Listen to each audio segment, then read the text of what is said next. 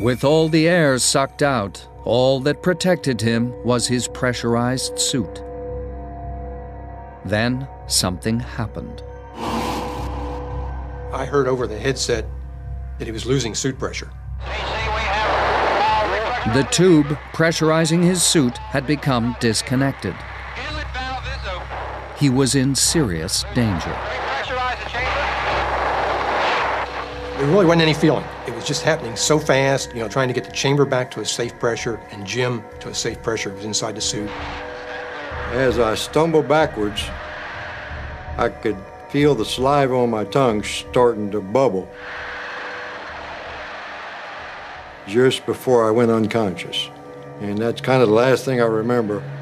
Essentially, he had no pressure on the outside of his body, and that's a very unusual case to get, and there's very little in the medical literature as to what happens when you have that. There's a lot of conjecture, that your fluids will boil. Within 25 seconds, a co-worker, sitting in a partially pressurized antechamber and wearing an oxygen mask, was able to dash in. At the normal rate of repressurization, it would have taken 30 minutes to make the chamber safe. Hess repressurized it in just over a minute. That's much, much faster than you would ever come down in an airplane. It would really hurt your ears if you did that. Finally, it was safe to let a doctor in.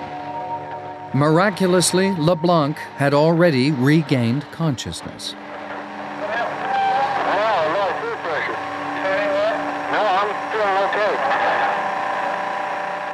When I stood up in the chamber, I felt fine. My ears ached a little bit from the course of rapid repressurization, and that's basically the only effect I had. It was one of the few instances where anybody was ever exposed to that low of a pressure and lived to tell about it with no obvious damage.